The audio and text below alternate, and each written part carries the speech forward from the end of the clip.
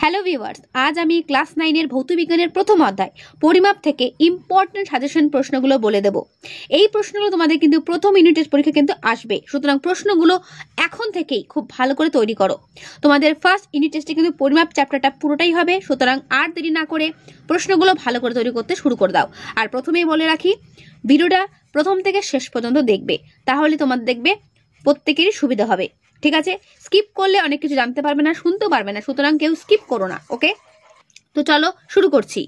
প্রথম প্রশ্ন, স্কেলার রাশি ও ভেক্টর রাশির মধ্যে পার্থক্য কি? Very very important. দেখো এখানে কিছুটা পার্থক্য দেওয়া রয়েছে, বাকি উত্তরটা দেখে নাও। বাকি উত্তরটা হচ্ছে এখানেই, স্কেলার রাশি ভেক্টর রাশির পার্থক্য। দেখো স্কেলার রাশি ভেক্টর রাশি কাকে বলে সেটা তো তোমাদের পড়তেই হবে, কিন্তু যদি পার্থক্যটা করো, কাকে বলে সংজ্ঞা তো হয়েই যাবে, সঙ্গে আরো অনেক বৈশিষ্ট্য তোমরা পেয়ে যাবে যদি কাকে বলে এই দুটো যদি মুখস্থ করো, স্কেলার রাশি ও ভেক্টর রাশির পার্থক্যটা। ঠিক আছে, তারপর দেখো রয়েছে কয়েকটি স্কেলার রাশি ও ভেক্টর রাশির নাম লেখো যাদের একক 3টি মৌলিক একক দিয়ে গঠিত। ট্রিপল স্টার করে রাখো এই প্রশ্নটি। উত্তর দেখো কি আছে, 3টি মৌলিক একক দিয়ে গঠিত স্কেলার রাশিগুলো হলো কার্য, চাপ, আপেক্ষিক তাপ, এবং ভেক্টর রাশিগুলো হলো বল, টর্ক, ভরবেগ। মনে রাখবে, যে সমস্ত প্রশ্ন তোমাদেরকে আমি এখন দিচ্ছি খুব ভালো করে তৈরি করো, এগুলোই তোমাদের দেখে পরীক্ষাতে আসবে। এর পরের প্রশ্ন, একই একক বিশিষ্ট দুটি রাশির উদাহরণ দাও যাদের একটি স্কেলার অপরটি ভেক্টর। এটাকেও স্টার করে রাখো।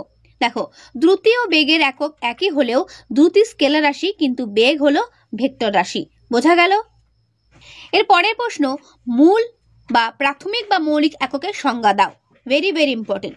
বলছে যেসব একক পরস্পরের উপর নির্ভর করে না এবং যে একক থেকে অন্যান্য একক গঠন করা যায় তাদেরই মূল একক বা প্রাথমিক একক বলে। এটুকু করলেই যথেষ্ট।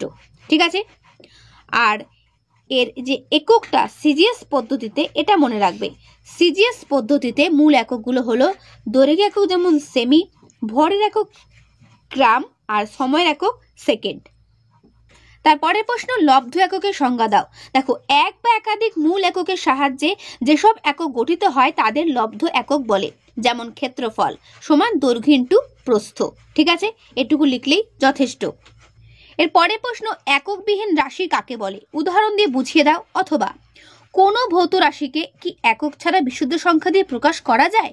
ব্যাখ্যা করো। দুটি প্রশ্নের উত্তর কিন্তু একই আসবে।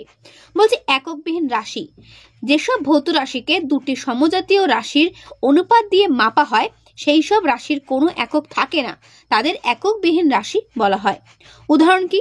দুটি ভরের অনুপাত বলে পারমাণবিক ভর, আপেক্ষিক গুরুত্ব, বাষ্প ঘনত্ব, তুলাঙ্ক ভার ইত্যাদি রাশির কোনো কি নেই? একক নেই। মনে রাখবে কোন কোন রাশির কোনো একক নেই? পারমাণবিক ভর, আপেক্ষিক গুরুত্ব, বাষ্প ঘনত্ব, তুল্যাঙ্ক ভর, এগুলোর কিন্তু কোনো রাশি নেই, তাই এরা একটি সংখ্যা মাত্র। বোঝা গেল? তাহলে মৌলের পারমাণবিক ভর বার করতে গেলে কি করতে হবে? মৌলের একটি পরমাণুর ভর ভাজিত হাইড্রোজেনের একটি পরমাণুর ভর। ব্যাস, এইটুকু লেখার দরকার নেই, তোমরা এইটুকু লিখে দিলেই উত্তরটা রেডি। এর পরের প্রশ্ন, ঘনত্ব কাকে বলে? ঘনত্বের সঙ্গে বস্তুর সম্পর্ক কি? দেখো যে কটা প্রশ্ন তোমাদেরকে আমি বলে যাচ্ছি প্রত্যেকটা প্রশ্ন কিন্তু খুবই গুরুত্বপূর্ণ, তাই একটা প্রশ্নকে তোমরা কিন্তু বাদ দিও না। কোনো পদার্থের একক আয়তনের ভরকে ওই পদার্থের ঘনত্ব বলে। ঘনত্ব সমান পদার্থের ভর বাই পদার্থের আয়তন। এটুকু মনে রাখলেই যথেষ্ট। তোমাদের প্রথম যে পরীক্ষাটা হবে, অর্থাৎ ফার্স্ট ইউনিট টেস্ট পরীক্ষা, সেটা 40-এর মধ্যে হবে, কিন্তু সেই 40-এর মধ্যে যত প্রশ্ন থাকবে সব থাকবে 1, 2 আর 3-এর মধ্যে, তাই ঘাবড়ানোর কিছুই নেই। যে সমস্ত প্রশ্নগুলো দিচ্ছি এগুলো ভালো করে করো, এখান থেকেই কমন পাবে। ওকে, আর মাথায় রেখো তোমরা কিন্তু ক্লাস 9-এ উঠে গেছো, তাই পড়াটা কিন্তু সেইভাবেই করবে। ওকে, সিজিএস ও এসআই পদ্ধতিতে ঘনত্বের একক লেখো। দেখো ঘনত্বের একক, সিজিএস পদ্ধতিতে ঘনত্বের একক gram cm to the power cube, আর এসআই পদ্ধতিতে ঘনত্বের একক হচ্ছে কিগ্রা মিটার কিউব। ঠিক আছে, বা KG metre to the power -3, যেভাবে বলবে। তারপর লোহার ঘনত্ব 7.8 গ্রাম সেমি টু দি পাওয়ার -3 বলতে কি বোঝায়? অর্থাৎ লোহার ঘনত্ব এত বলতে বোঝায় যে 1 ঘন সেন্টিমিটার লোহার ভর 7.8 গ্রাম। এরপরে প্রশ্ন, কোন ভৌতরাশি একক metre second to the power -2? উত্তর, ত্বরণ বা মন্দনের একক হচ্ছে metre second to the power square বা -2। ঠিক আছে, এর পরের প্রশ্ন, আলোকবর্ষ মূল একক না লব্ধ একক? দেখো, তো উত্তর হলো আলোকবর্ষ মূল একক। এর পরের প্রশ্ন, বস্তুর ঘনত্ব, ভর ও আয়তনের সম্পর্ক লেখো, অথবা ঘনত্বের সঙ্গে বস্তুর ভরের সম্পর্কটা কি? উত্তর বস্তুর ঘনত্ব বস্তুর ভর বাই বস্তুর আয়তন। ঠিক আছে, মানে বস্তুর ঘনত্ব সমান বস্তুর ভর বাই বস্তুর আয়তন। এর পরের প্রশ্ন, মান ও অভিমুখ উভয়ই আছে এরকম একটি স্কেলার রাশির উদাহরণ দাও। উত্তর তড়িৎ প্রবাহ মাত্রা। ঠিক আছে, মনে রাখবে। এর পরের প্রশ্ন, আয়তন একটি লব্ধ রাশি, এটি কয়টি প্রাথমিক বা মৌলিক রাশি দিয়ে গঠিত? উত্তর আয়তন লব্ধ রাশিটি একটি প্রাথমিক বা মৌলিক রাশি দৈর্ঘ্য দিয়ে গঠিত। এর পরের প্রশ্ন, এসআই এককে 4 ডিগ্রি সেলসিয়াস তাপমাত্রায় বিশুদ্ধ জলের ঘনত্ব কত, অথবা 277 কেলভিন তাপমাত্রায় জলের ঘনত্ব এসআই এককে কত? Very very important. উত্তর এসআই এককে 4 ডিগ্রি সেলসিয়াস তাপমাত্রায় বিশুদ্ধ জলের ঘনত্ব 1000 KG metre to the power -cube. ঠিক আছে, বা -3 মনে রাখবে। তারপরের প্রশ্ন, একটি এককবিহীন ভৌত রাশির নাম লেখো। উত্তর পারমাণবিক ভর। তারপরে প্রশ্ন, টর কিসের একক? টর চাপের একক।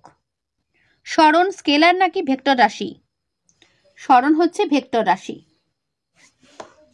ঠিক আছে, তারপরে প্রশ্ন, তাপমাত্রা এসে একক কি? উত্তর হলো কেলভিন, মনে রাখবে। তারপরে প্রশ্ন, ক্যান্ডেলা কোন ভৌত রাশির একক? উত্তর ক্যান্ডেলা দীপন প্রাবল্যের একক। তারপরে প্রশ্ন, তড়িৎ প্রবাহ মাত্রার একক কি? উত্তর অ্যাম্পিয়ার। ঘনকোণের এসআই একক কি? উত্তর স্টেরেডিয়ান। স্টেরেডিয়ান। ঠিক আছে, ঘনকোণের এসআই একক হচ্ছে স্টেরেডিয়ান। এর পরের প্রশ্ন, তোমার বয়স যদি সেকেন্ডে প্রকাশ করা হতো তবে কি অসুবিধা হতো? ভালো করে করবে। ধরা যাক আমার বয়স 15 বছর, সেকেন্ডে এককে আমার বয়স হবে 15 × 365 × 86,400 সেকেন্ড সমান যা বেরোবে সেটা ক্যালকুলেশন করে বার করতে পারবে। সেকেন্ড এককের মাধ্যমে বয়সকে প্রকাশ করলে সংখ্যাটি খুব বড় হয়, যা প্রকাশ করা অসুবিধাজনক। তাই সুবিধাজনক এককে যেমন বছর, মাস, দিনের মাধ্যমে বয়সে কি করা হয়? প্রকাশ করা হয়। ঠিক আছে, এরপরের প্রশ্ন, এক্স একক দিয়ে কি মাপা হয়? উত্তর এক্স একক দিয়ে অণু পরমাণুর ব্যাস মাপা হয়। ঠিক আছে,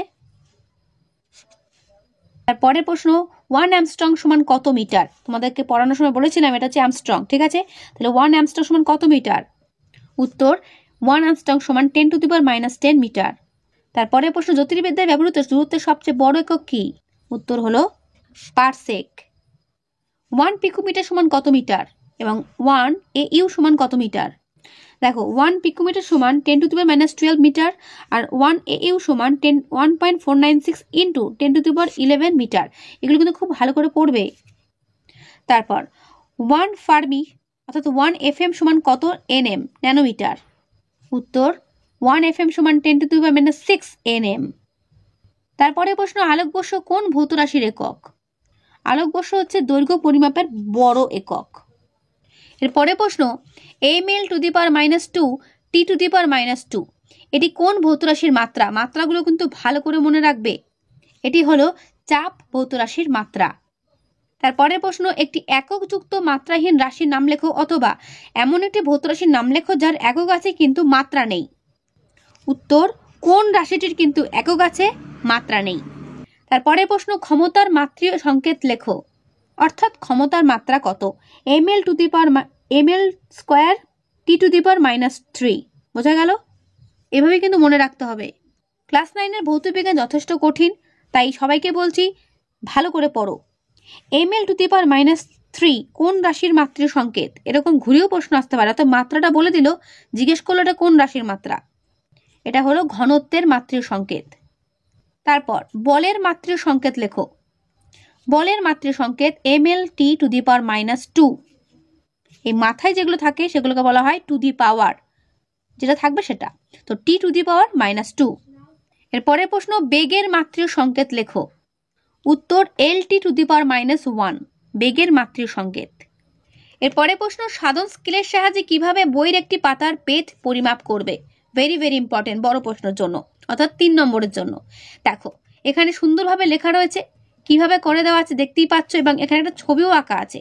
ছবিটাও ভালো করে দেখে নাও। ভৌত বিজ্ঞান তোমাদের কিন্তু ছবি আঁকতে হবে, ঠিক আছে? ছবিটা আঁকার সময় তোমাদের কিন্তু উত্তরগুলো লিখতে হবে, তবেই কিন্তু ফুল মার্কস পাবে। অনেকে কিন্তু ছবিগুলো আঁকে না, তাই তারা কিন্তু ভালো নম্বর পায় না।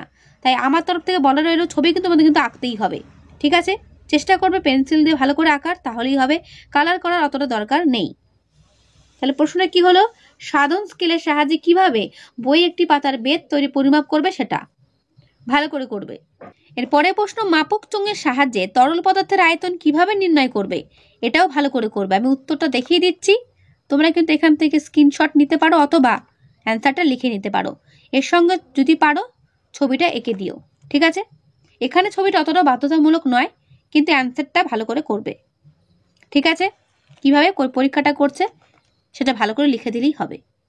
তারপরে প্রশ্ন, মাপক চোঙের সাহায্যে একটি অনিয়তকার জলের অদ্রাব্য কঠিন বস্তুর আয়তন কিভাবে নির্ণয় করবে, এই পরীক্ষাটা ভালো করে দেখে নাও, ঠিক আছে? আমি আর প্রশ্ন উত্তরটা পড়ে শোনাচ্ছি না, তোমরা কিন্তু অবশ্যই এখান থেকে অ্যান্সারটা নোট করে রাখবে, ওকে?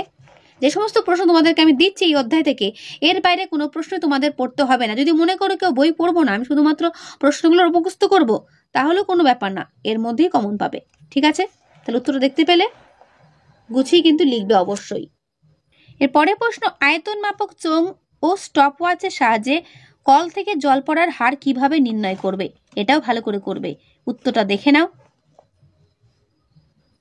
এর বাকি উত্তরটা এই যে দেখলে, বাকি উত্তরটা কিন্তু এই পর্যন্তই শেষ হলো, ঠিক আছে? এর পরের প্রশ্ন, ড্রপার থেকে নির্গত এক ফোঁটা কালির আয়তন কিভাবে মাপবে, অথবা একটি ড্রপারে এক ফোঁটা জলের আয়তন নির্ণয় কিভাবে করবে। তো এটার অ্যান্সারটা দেখে নাও। এই পর্যন্তই কিন্তু অ্যান্সারটা শেষ হলো। যে কটা প্রশ্ন বলে যাচ্ছি প্রত্যেকটা প্রশ্ন কিন্তু খুবই গুরুত্বপূর্ণ, তাই ভালো করে করবে। এর পরের প্রশ্ন, ওজন বাক্সে বাটখারাগুলোর ভরের অনুপাত 5:2:2:1 অনুপাতে কেন রাখা হয়? Very very important. তারপরের প্রশ্ন, সাধারণ তুলাযন্ত্রের সুবিদিতার দুটি শর্ত উল্লেখ করো। দেখো এর উত্তরটা এই পর্যন্ত শেষ হলো। তুলাযন্ত্রের বাহুর দৈর্ঘ্য অসম হলে বস্তুর প্রকৃত ভর কিভাবে নির্ণয় করবে? ভেরি ভেরি ইম্পর্টেন্ট, সূত্রটা ভালো করে তৈরি করবে। স্প্রিং তুলা ও সাধারণ তুলার মধ্যে পার্থক্যটা করে রাখবে, এটাও কিন্তু পরীক্ষায় অনেক সময় দেয়। তো পরিমাপ থেকে যে কটা প্রশ্ন দিলাম, এই কটা প্রশ্ন ভালো করে করো, এখান থেকেই কমন পাবে, ঠিক আছে? যেহেতু তোমাদের চ্যাপ্টারটা অনেকটা বড়, তাই প্রশ্নগুলো অনেকটা বেশি হয়ে গেল, কিন্তু কিছু করার নেই, এই প্রশ্নগুলো তোমাদের করতেই হবে, ঠিক আছে? তো আজকের ভিডিওটা কেমন লাগলো অবশ্যই কমেন্টে জানাবে। ভালো লাগলে লাইক ও বন্ধুদেরকে যতবারও শেয়ার করে দাও, ঠিক আছে? আর যদি কোনো প্রশ্ন থাকে সেটা আমাকে কমেন্টে জানাবে। তো আজকে এখানেই দেখা হবে নেক্সট ভিডিওতে। ভালো থেকো সবাই, ভালো করে পড়ো সবাই।